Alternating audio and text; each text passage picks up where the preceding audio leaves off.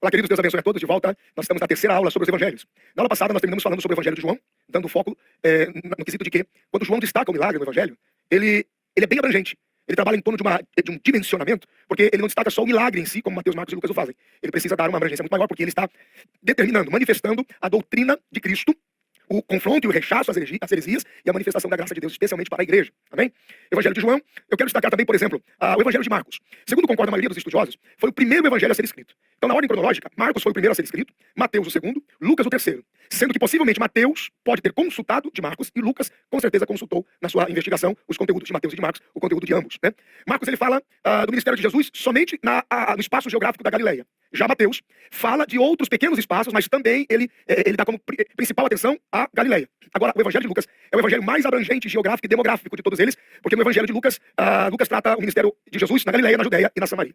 Ok? Agora, o Evangelho de Lucas, ele é o mais amplo. Ele é o que contém mais informações, né, do que os outros evangelhos. É no Evangelho de Lucas, e nós temos uma passagem aqui bastante interessante, que esses extras que eu vou te dando são extras de interpretação, aplicação, lançando luz sobre alguns textos para você entender como é que funciona, como é o propósito, ou qual é o verdadeiro propósito de cada um dos evangelhos. Então, no Evangelho de Lucas, no capítulo de número 4, vamos destacar o capítulo de número 9, tá? Lucas, capítulo de número 9. O versículo de número 28 ao 36, no Evangelho de Lucas, capítulo de número 9, versículos de número 28 a 36, nós temos a transfiguração de Jesus, ok? Onde o Senhor agora, ele se transfigura com glória, com resplendor, em um instante da eternidade manifestado na terra. Veja que coisa interessante. Deixa eu ler para você. Vamos lá. Cerca de 8 dias depois dessas palavras, tomou consigo Pedro, João e Tiago e subiu ao monte para orar. Perceba que ninguém se mobilizou para a oração. O Senhor disse: você e você. Pedro, Tiago e João, vem para a oração. Nós chamamos isso aqui de grupo de governo de Jesus. O grupo de governo. Havia a multidão, havia os discípulos, ok? Havia os discípulos chegados no caráter apostólico, havia o grupo de governo. Quando Jesus está no Getsemane, ele leva os discípulos com ele. Chegando junto do Getsemane, ele diz para 8 discípulos, porque Judas já não estava. Ele diz: vocês fiquem aqui. Pedro, Tiago e João, vem um pouco mais comigo. Percebe como Deus trabalha na sua equipe de governo. Alguns chegarão ao Getsemane, outros não estarão junto dele na agonia. E outros muito menos ouvirão a sua oração. Agora veja que quando eles estão orando, quando Jesus está orando, e ele vem e chama a atenção dizendo: vocês não podem vigiar comigo? Já que vocês não podem vigiar, orem. Porque o grupo de governo é um grupo que está atento no sustento da visão. Tem alguém aí? Tem, né? Então vamos lá. São extras rápidos da interpretação para vocês, ok? Se Deus me conduzir, depois a gente passa por ele de novo com mais detalhes. Versículo 29. Estando ele orando, transformou-se a aparência do seu rosto, e suas roupas ficaram brancas e resplandecentes. Quem foi com Jesus ao monte da transfiguração? Pedro, Tiago e João. Por quê? Porque Jesus precisava de um pregador para o dia de Pentecoste com intimidade com o sobrenatural. O quebrantamento e o arrependimento de Pedro pela negação dele antes que o galo cantasse, o tratamento que ele passa com Jesus, o coloca em posição de ser o pregador no dia de Pentecoste. Pregador não é pregador sem experiência com o sobrenatural de Deus.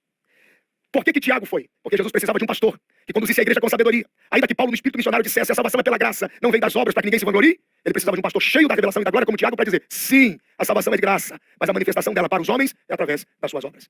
E Jesus também precisava de João, porque ele precisava de um homem que não temesse a manifestação do sobrenatural da transfiguração, que pudesse resistir o rigor da cruz quando todos correm, ele está de pé, olhando para Jesus. Como quem diz: ele não é assim, ele é glorioso, porque eu o vi transfigurado. Então, aqui, João recebe autorização para ver o Apocalipse. Fantástico, não? Os evangelhos são maravilhosos. Vamos lá. Versículo 29. Estando ele orando, transformou-se em a aparência do seu rosto, e suas roupas ficaram brancas e resplandecentes. Estavam falando com ele 2 homens, Moisés e Elias, os quais apareceram em glória e falavam da sua morte, a qual havia de cumprir-se em Jerusalém. Gente, vocês estão aí, né? Vamos lá. Jesus não acordava pela manhã como quem tivesse o controle absoluto do seu dia. Ele pregou isso aos seus discípulos. Ele disse: basta para cada dia o seu mal.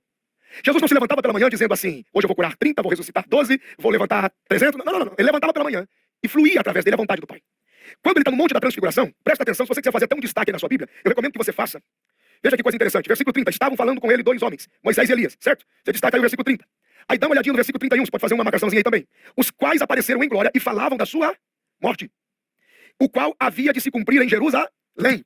Percebe isso, que coisa interessante? Jesus, ele recebe aqui, na transfiguração, a orientação dos seus últimos dias. Sim, senhores. É aqui que Moisés e Elias agora passam para Jesus dizendo: você vai descer desse monte, vai passar pelos samaritanos, eles não vão lhe acolher, por mais que exista a insistência, eles não vão te receber. Você tem que adiantar o seu passo, não pare em lugar nenhum, porque o homem do cântaro vai passar, você precisa encontrá-lo para o encontro no cenáculo mobiliado, o Getsemane está a caminho. Jesus recebe essa instrução aqui. Pedro, Tiago e João participam dessa instrução. Isso é simplesmente fantástico. Olha só, Pedro e os que estavam com ele estavam com muito sono, mas quando despertaram, viram a sua glória e aqueles 2 homens que falavam com ele. Quando estes se despertavam, Pedro disse a Jesus: mestre, bom é que nós estejamos aqui. Façamos 3 tendas, uma para ti, outra para Moisés e outra para Elias. Ele não sabia, ele não se deu conta do que ele estava fazendo. Por quê? A manifestação da glória, essa transfiguração, acelerou, naquele ambiente onde eles estavam, acelerou o processo da manifestação da eternidade. Um pregador, um pastor, um homem de visão e de dons, precisam ter íntima comunhão com o sobrenatural transfigurado e manifesto de Deus. Por quê? precisam ter essa manifestação, precisam ter essa transfiguração do sobrenatural manifesto de Deus. Por quê? Para que possamos vencer 3 barreiras que nos cercam. Todo homem, mulher, igreja, ministro, obreiro, seja quem for, precisa ter uma íntima e estreita comunhão com o sobrenatural de Deus. Basta a manifestação da glória sobrenatural de Deus para que o espírito da morte, o espírito da distância e o espírito da separação sejam completamente vencidos. Moisés não só estava morto, mas o seu corpo havia sido escondido pelo Senhor. Bastou a manifestação da glória para que ele se manifestasse ali, junto de Jesus. Pedro, Tiago e João nunca viram Moisés, nunca viu Elias, mas bastou a manifestação da glória para Pedro ter entendimento. A Bíblia é poderosa em dizer que, pelo nosso entendimento, entenderemos aquele dia os mistérios da glória de Deus. Bastou a manifestação da glória para Pedro dizer, esse é Moisés e aquele Elias. Eles nunca viram Moisés e Elias. A revelação de Deus vem por uma estreita e íntima comunhão com o Senhor. E todos nós precisamos buscar essa íntima e estreita comunhão. Moisés não só estava morto, mas agora estava vivo. Elias não só estava separado, distanciado, que é a representação da igreja tomada, agora ele está junto deles. Não só Moisés estava morto e escondido, como o tempo já haviam passado milhares de anos, muitos anos. Bastou a manifestação da glória para que Moisés e Elias se manifestassem. A morte foi vencida, a separação e a distância foi vencida. Houve uma manifestação da glória de Deus. Assim será no dia da volta do Senhor, meus irmãos. Quando a glória de Deus se manifestar para que o Espírito Santo agora leve a igreja, nós venceremos a barreira da morte, a barreira do tempo, a barreira da distância. Esse é um dos muitos versículos que atestam que nós não teremos memória das coisas no sentido de dor, sofrimento, pânico, angústia, mas nós nos reconheceremos na eternidade. Pedro, Tiago e João nunca viram Moisés e Elias. Tanto Moisés como Elias passaram momentos muito difíceis, mas foi o suficiente para dizer, esse é Moisés e aquele é Elias. A glória de Deus está manifestada. Pedro quer que aquele tempo não passe. Ele precisa daquele instante, ele precisa daquele momento. Veja o que está acontecendo agora. Versículo 32. Pedro e os que estavam com ele estavam com muito sono. Versículo de número 33. Quando estes se manifestavam, ele disse a Jesus, Pedro, mestre, é bom que estamos aqui, façamos 3 tendas, uma para ti, outra para Moisés, outra para Elias. Versículo 34. Enquanto ele dizia isto, veio uma nuvem e os cobriu. Uma nuvem de glória, com a sua sombra. Entrando eles na nuvem, temeram. Saiu da nuvem uma voz que dizia, este é o meu filho amado, a ele ouvi. Tendo ouvido aquela voz, Jesus se achou só. Seus discípulos se calaram e por aqueles dias não contaram a ninguém nada do que tinha visto. Mateus 17 tem a versão de Mateus e o Evangelho de Marcos tem a versão de Marcos, capítulo 9. Jesus dá um brado, porque Pedro, Tiago e João, especialmente Pedro, ficou tão impressionado com Moisés e Elias. Deus manda uma nuvem. Moisés e Elias desaparecem, só permanece Jesus. A versão de Mateus, no capítulo 17, versículo 1 a 8, diz, a ninguém mais viram a não ser Jesus. 2 lições. Primeiro, quando todos vão embora, Jesus fica. Segundo, Deus não dá sua glória a ninguém, nem a Moisés e nem a Elias. Só tem um filho que ele tem prazer. Seu único filho, unigênito de Deus, a quem lhe deu prazer. Toda a nossa vida, obra, pregação, trabalho, seja o que for, a glória é de Deus, a glória é do Filho, a glória é do Espírito, para sempre e eternamente. Alguém pode dizer amém? Que bom, eu creio que você está comigo aí no amém. É então que começa o processo. Jesus desce do monte, encontra o endemoniado, um jovem processo, porque quando você desce do monte da glória do Senhor, você desce para vencer o diabo, você desce para vencer o inferno. Ele passa por Samaria, não querem dar posada para Jesus, porque no rosto dele é o rosto de quem vai para Jerusalém. Os samaritanos estavam mais organizados com relação ao tempo do que os discípulos de Jesus. Isso vale a pena considerar para a igreja. Olha só, Jesus está descendo do monte, transfigurado. Versículo 37. No dia seguinte, quando desceram do monte, saiu-lhes ao encontro grande multidão. Um homem dentre a multidão clamou, mestre, peço-te que veja meu filho, porque ele é o único que eu tenho. Versículo 39. O espírito toma e de repente grita e convulsionando começa a espumar pela boca, só largar depois de ter machucado e tal. Veja que coisa. Versículo 40. Pedi a teus discípulos que expulsassem, mas não puderam. Jesus disse, ó geração incrédula e perversa, até quando estarei convosco e vos suportarei? Traga-me aqui o menino. Jesus inicia um processo de cura e de libertação desse menino, porque quando você desce da glória, do monte da experiência de Deus, você desce para vencer as obras do diabo. Desce para vencer as obras do diabo. Você acredita nisso? Eu acredito nisso. Isso aqui é muito forte. Veja que coisa interessante. Jesus agora precisa de um lugar, mas ele tem uma instrução. Não fique junto dos samaritanos, você tem que acelerar o seu passo para Jerusalém, porque o homem do cântaro vai passar. Versículo 51. Completando-se os dias para a sua ascensão, Jesus manifestou o firme propósito de ir para Jerusalém. Mandou mensageiros à sua frente, os quais entraram numa aldeia de samaritanos para lhe preparar uma pousada. Mas não receberam, porque viram que ele ia para Jerusalém. É coisa interessante. É que a gente não pode só ficar dando detalhe.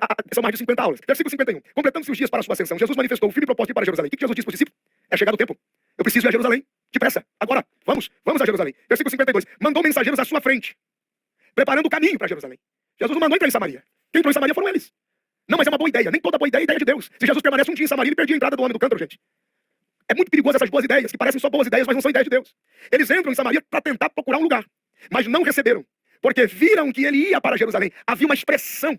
Gente, quem desce do monte da glória, da experiência do Senhor, leva uma marca, está estampado na sua cara, que você tem um propósito maior do que você pode imaginar. E ainda que você tente parar pelo caminho para um breve descanso, até a posada do descanso vai te empurrar para fora, dizendo, sai daqui, que o melhor de Deus na sua vida está a caminho e você precisa seguir no seu propósito. Fica marcado, não tem como a gente fugir disso. É muito forte, é muito legal isso aqui. Versículo 53. Mas não receberam, porque viram que tinha um rosto, tinha marca, tinha característica, tinha um aspecto de quem ia para Jerusalém. Então se Jesus ia para Jerusalém, gente, para que colocar o homem em Samaria? Em outras ocasiões ele ficou em Samaria, mas aqui ele está indo para Jerusalém. Olha só, a sensibilidade dos samaritanos para discernir o tempo, a igreja precisa dessa sensibilidade. Aqui está um dos grandes mistérios do samaritano.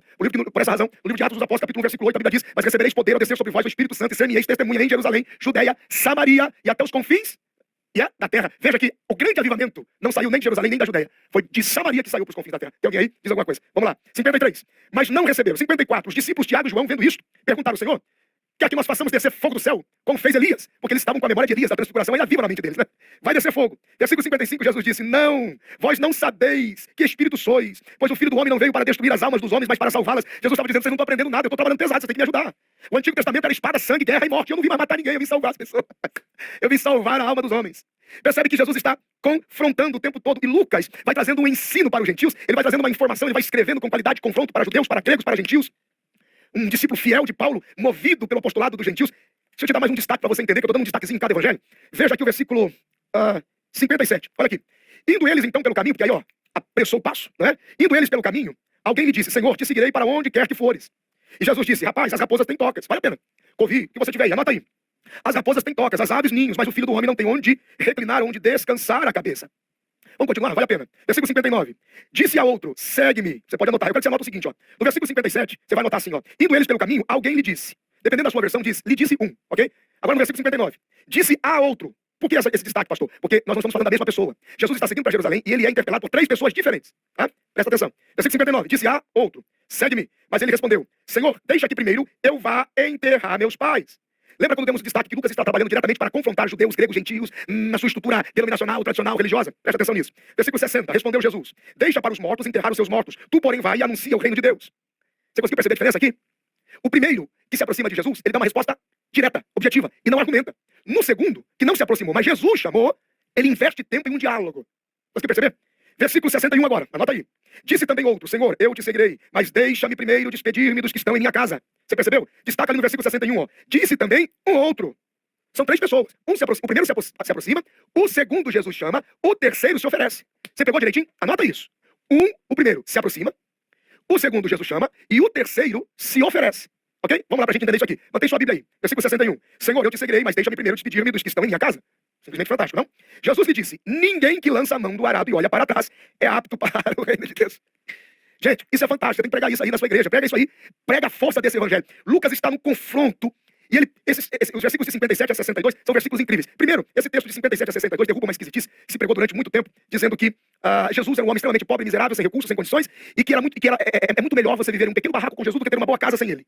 Alegando que Jesus não tinha onde reclinar a cabeça. Gente, se toda a interpretação bíblica fosse essa, seria tão fácil. Não faça isso. Ele se fez pobre para que fôssemos enriquecidos. Administrador de finanças. Patrocinado por oficiais de justiça, suas esposas. Patrocinado por fazendas. Um tesoureiro à sua disposição. Jesus dava banquetes. E ele perguntava, tá faltando alguma coisa? Porque se estiver faltando, vai lá e compra até sobrar. Jesus era generoso. Em outro tempo falamos sobre isso. Mas esse texto, gente, esse texto aqui não é para desmotivar ninguém. Deixa eu falar com você aqui, olha pra mim. Esse texto aqui não é para desmotivar ninguém a não ter um bom trabalho, a não se empenhar em estudar, em ter uma boa formação. A igreja precisa avançar. Por muitos anos a igreja precisou avançar. Obra missionária, construção de templos, escola, universidades, hospitais, creches. E a igreja não conseguia. Por que não conseguia? Porque não tinha dinheiro. Por que não tinha dinheiro? Porque os irmãos não ganhavam bem, porque não eram bons profissionais, nem financeiramente bem remunerados. Porque deixaram, aprenderam que a letra matava, não se profissionalizaram. E a obra de Deus pereceu. Mas peraí, pastor, a obra de Deus pereceu só por causa disso. Gente, o evangelho de Marcos, capítulo 16, versículo 15, ide por todo mundo, pregar o evangelho a toda criatura. Livro de Atos dos Apóstolos, capítulo 1, versículo 8. Judéia, Samaria, Jerusalém, Judéia, Samaria, confins da terra. Olha a dimensão. Fazer discípulos de todas as nações. Olha a dimensão da obra de Deus. Isso se faz com recursos financeiros.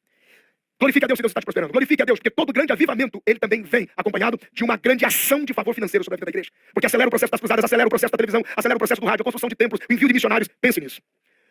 O que esse texto está dizendo então, pastor? O que esse texto está dizendo, pastor? Vamos lá.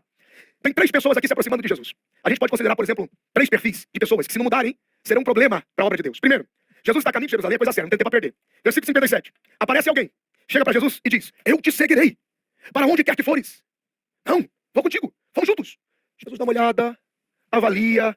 A resposta que Jesus dá para ele me mostra o perfil desse rapaz, dessa pessoa. Versículo 58. Você quer seguir comigo? Quero. Então primeiro vai aprender com as raposas, vai aprender com os passarinhos, e depois você continua comigo. Porque o Filho do Homem não tem onde descansar ou reclinar a cabeça. A expressão reclinar. Quando Jesus está indo para a cruz, meus irmãos, esse momento aqui é caminho de Jerusalém. Jesus não vai para casa. Mateus capítulo 4, versículo 12 e 13. E habitava Jesus em Cafarnaum, junto do mar. Evangelho de Jesus Cristo, conforme escreveu João, capítulo número 1. E por vezes ele foi encontrado em casa e perguntaram para Jesus onde o senhor mora. E ele mostrando para Tiago, mostrando para João, mostrando para André. É aqui que eu moro. Ele tinha uma casa. Aqui ele não está indo para casa. Aqui está indo para Jerusalém, gente. Ele está indo para a cruz. E para onde ele vai para a cruz, não tem como ele reclinar para descansar. Porque ele inclina para morrer. Então Jesus está falando da cruz. Ele está dizendo, para onde eu estou indo? Não é lugar de descansar a cabeça, é lugar de fazer com que a cabeça se renda, no sentido de aspirar e morrer. Jesus está dizendo, para onde eu estou indo? Você não aguenta comigo, cara. Você não aguenta comigo, meu filho. Poderia você beber do cálice que eu vou beber, você não aguenta comigo. Você está entendendo? Então, essa passagem não fala de não ganhar dinheiro ou conviver com o fato de Jesus não ter onde reclinar a cabeça, é inclinar para morrer, expirar e morrer. Então, ele está indo para a cruz. Mas o camarada está muito interessado. Olha que coisa interessante. Veja o que a Bíblia diz. As raposas têm covis. As raposas no reino animal é uma das classes de animais mais infiéis. A raposa consegue manter vários covis, vários ninhos, com várias raposinhas. Sim, senhores. e ela faz de conta que ela tem uma só, mas ela fica compartilhando, dividindo, o coração completamente frustrado, completamente dividido. Isso é muito curioso, vale a pena considerar isso. O Senhor está dizendo, quer seguir comigo? Eu não gosto de gente inconstante, eu não gosto de gente instável. Eu preciso de pessoas que plantem as suas raízes, e no lugar em que ele plantar as suas raízes, ele frutifique nos atos do Senhor. Eu quero gente fiel, que comece comigo, desenvolva comigo, morra comigo e ressuscite comigo. Eu não quero gente instável, não quero gente infiel, não quero gente inconstante, eu não quero ninguém passando por um aperto, enfrentando alguma necessidade, de repente eu desisto de tudo. Vá aprender com as raposas primeiro, porque havia uma arrogância naquele camarada. Ele queria de um jeito, do jeito dele, mas Jesus mostra, vá aprender com as raposas. Vá aprender com os passarinhos. Passarinho tem 2 ninhos, um no norte e outro no sul. Passa numa dificuldade, corre pro sul. Passa no sul, corre pro norte. Não para em lugar nenhum. O Senhor está dizendo, para continuar comigo, tem que começar e terminar. Eu não quero ninguém pelo caminho. Por que o Senhor Jesus está dizendo isso? E Lucas escreve sobre isso. Confrontando aqueles que eram seus, mas os desprezaram. Confrontando os gentios, confrontando gregos, confrontando judeus.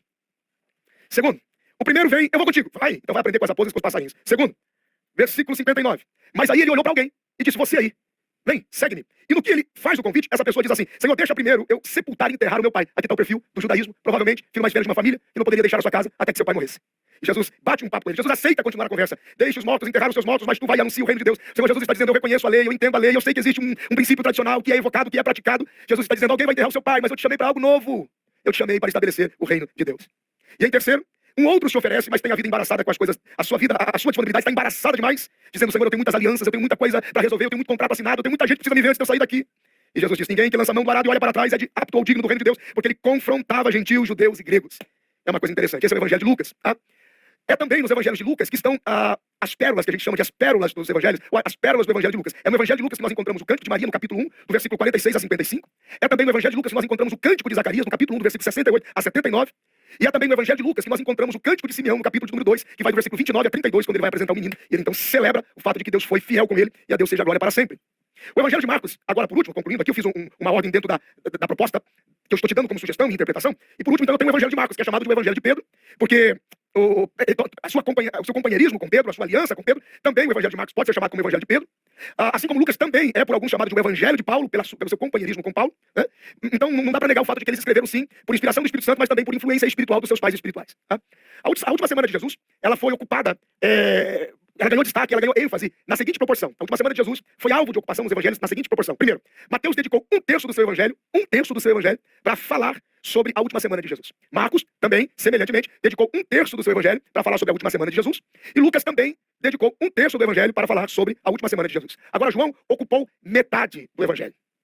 50% do evangelho de Jesus Cristo, conforme escreve João, está só para narrar, explicar, registrar os fatos acontecidos na vida de Jesus na última semana. João investiu 7 capítulos só para registrar os acontecimentos que levaria Jesus para a crucificação. Isso é simplesmente fantástico. Então, de uma forma geral, considerando os evangelhos, seu formato, sua maneira de apresentação, o propósito de cada livro e assim por diante, tá bom? Ok, queridos, como resumo, eu quero destacar mais algumas informações nos 4 evangelhos para que isso fique bem guardado na sua mente, no seu coração. E eu tô lhe passando de uma forma bem prática, bem simples, para que quando você assistir esse vídeo, você já guarde o que você precisa guardar já de primeira, rápido, e consiga pregar, consiga ministrar, consiga ensinar, tá bom? O evangelho de Mateus, que falamos já bastante exaustivamente sobre ele, eu quero destacar sobre data, conteúdo e objetivo. Vamos lá, só para deixar o conteúdo bem registrado para você. Com relação à data do evangelho de Mateus, as evidências externas, como citações da literatura cristã do século I, do século I, testemunham desde cedo a existência do evangelho de Mateus e o uso dele por líderes da igreja já entre o século II, século III, e geralmente eles concordavam que Mateus foi o primeiro evangelho a ser escrito. Existem várias declarações na história que indicam que a data precisa gira em torno de 60 a 65 depois de Cristo. Tá? De forma geral, resumida, sintetizada, o Evangelho de Mateus tem como objetivo evidenciar na estrutura do seu livro os ensinos de Jesus, os atos de Jesus, com 5 partes específicas, ok? 5 partes. Esse tipo de estrutura é muito comum no judaísmo e tem o poder de revelar a objetividade de Mateus em mostrar Jesus como o cumpridor da lei. Então, cada divisão termina com uma fórmula parecida como concluindo Jesus esse discurso, e a forma com que ele apresentou essa oração, concluindo Jesus o seu posicionamento. Então nós temos algumas coisas aqui que vamos declarar, segundo o Evangelho de Mateus. Primeiro, nós sempre vamos encontrar no Evangelho de Mateus aquilo que a gente chama de o prólogo. Mateus mostra que Jesus é o Messias, tá? Capítulo 1, do versículo 1 ao 2, e também temos o versículo 23, os principais capítulos já no início. Mateus mostra Jesus como Messias, e relaciona automaticamente Jesus diretamente, automaticamente, às promessas feitas a Abraão e a Davi. No Evangelho de Mateus, o nascimento de Jesus salienta o tema do cumprimento, retratando a realeza de Jesus, e como destaque, sublinha a importância que Jesus tem para os gentios. E nós podemos dizer amém, não é? A primeira parte do livro, compreendendo os capítulos de 3 a 7, contém o Sermão da Montanha, no qual Jesus descreve como as pessoas devem viver o reino de Deus. Na segunda parte do Evangelho de Mateus, do capítulo 8 a seguir até o capítulo 11, nós encontramos a forma com que as instruções de Jesus foram reproduzidas a seus discípulos, e então eles os envolvem na responsabilidade da obra missionária. A terceira parte do Evangelho de Mateus, que vai do capítulo 11 até o capítulo de número 13, registra momentos controversos nas quais Jesus está envolvido, e algumas parábolas, pelo menos no total de 7 parábolas, são desenvolvidas descrevendo aspectos do reino de Deus. E agora, Mateus, ele destaca uma conexão que essas parábolas têm como resposta de Deus para a necessidade imediata do homem. Né? A quarta parte do Evangelho de Mateus, que vai do capítulo 13 ao capítulo 18, aqui o capítulo 13 ao capítulo 18, nós consideramos o principal discurso, porque a abordagem trata da conduta de cada homem e mulher que decide relacionar-se com Deus, a conduta de cada cristão dentro da sociedade cristã como um todo, com ênfase no capítulo de número 18. E a quinta parte do Evangelho de João, nós temos o seguinte: ele está narrando a viagem de Jesus, é a viagem final, é a trajetória final de Jesus, de Jerusalém, e o leva agora ao ápice do conflito climático do judaísmo. Os capítulos 24 a 25 contêm os ensinamentos de Jesus relacionados sobre as últimas coisas, depois damos uma ênfasezinha no momento apropriado. O restante do livro do Evangelho de Mateus, que compreende do capítulo 26 ao capítulo 28, vai detalhando os acontecimentos e os ensinamentos relacionados à crucificação de Jesus, à ressurreição, à comissão que o Senhor faz à igreja, o chamado do Senhor para que a igreja agora viesse a dar continuidade à sua manifestação. Né? Então, o início do Evangelho e até o final dele, nessa manifestação do propósito e na visão do evangelista Mateus, ele disponibiliza cronologicamente, estritamente, um conteúdo poderosamente biográfico de Jesus. Né? E é bastante interessante porque nós encontramos nessa manifestação biográfica um planejamento sobrenatural de Deus para mostrar aos judeus que todo o cumprimento de Deus estaria em colocar a esperança deles em Jesus. Então, é bastante assim, maravilhoso, eu gosto disso.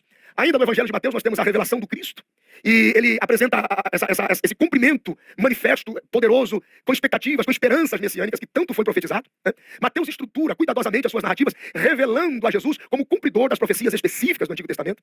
É por essa razão que ele vai empregando no seu evangelho citações constantes com alusões ao Antigo Testamento. E muitas vezes introduzindo no seu discurso, à medida que ele narra os acontecimentos da pessoa de Jesus, ele vai introduzindo esse destaque de citações, alusões do Antigo Testamento como uma fórmula para mostrar aos judeus que deveria ser assim, para que tudo então pudesse ser cumprido.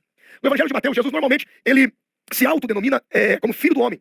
É uma referência velada do seu caráter messiânico. Daniel fala sobre isso. No capítulo de número 7, nos versículos 13 e 14, nós encontramos essa referência.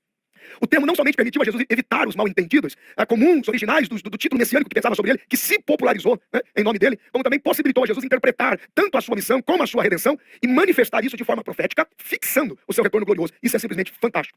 No Evangelho de Mateus, quando nós nos utilizamos do título de o Filho de Deus, né, porque isso declara a afinidade de Jesus, ou melhor, a divindade de Jesus, o Filho de Deus tem um relacionamento direto como mediador entre os homens, aquele que estava conectando o povo ao Pai. Jesus agora vai sendo apresentado por Mateus como Senhor, como mestre da igreja. Agora, existe uma nova comunidade, recebendo uma nova ideia, o novo de Deus, e ela começa a se transformar. Essa comunidade agora ela é separada e chamada a viver a ética do reino dos céus. Jesus declara aí, no Evangelho de Mateus, capítulo 16, versículo 18, há uma outra observação no Evangelho de Mateus, capítulo 18, versículo 15 a 20, há uma manifestação, há uma declaração. Jesus diz, a igreja, ainda não havia sido entendido, percebido, ninguém havia mencionado a igreja, era o povo judeu, a sinagoga, o templo, a manifestação tradicional judaica, não, agora vem a manifestação de a minha igreja, como seu instrumento escolhido, com objetivo para a glória de Deus. Isso é simplesmente fantástico, né? O Evangelho de Mateus ele pode ser servido como manual de ensino, tanto para a igreja antiga, como também um manual surpreendente para convencer a grande comissão. É a garantia viva da presença de Jesus no meio de nós.